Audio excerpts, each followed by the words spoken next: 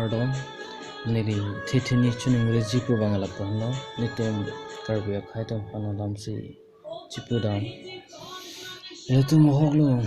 bang khaitam lang sami jepo jopi letum chibibi ke stame do sami lapo lingkali jeli tum bang khaipan se chinghon chot lang chot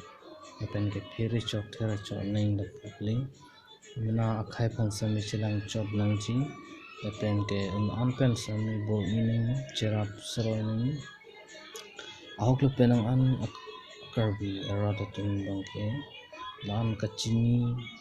apen kabuji aja kong sami lana bede apen aja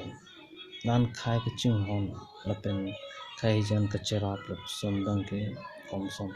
sami litum ke matha the khai ke chinghon the ka tum mate imithang khai phan chilang the ka tum bang ke anpen ke litum sami cherap sroi na po pusini pachini ko tumlang damlo plotang te bang akhai phan kang hon kang din su ke pathe pika joini si non lang damlo plotang te litum atet along sami longley phelang lapen goreng over sai ai u sami bang khai phan si pipon ke on ancho takali ili karbi puma atum phang sami penang an ke pon long setami ke on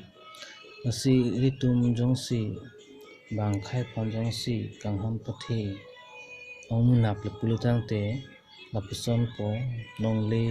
ai hu sami bang di maklong cherai bom po dog bom po ancha takali kichu kosonde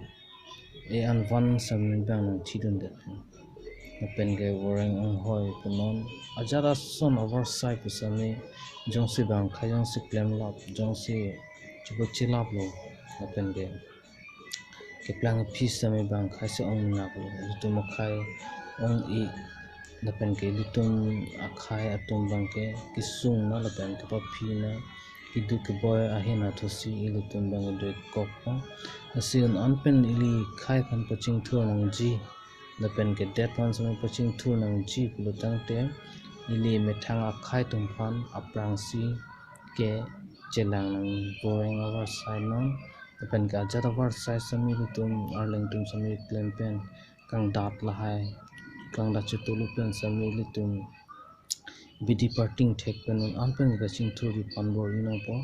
apen ke chingthur sroi nang po cherap sroi lo tangte chinghon sroi lo putangte nilitum akhais atum sami chingthur da prangji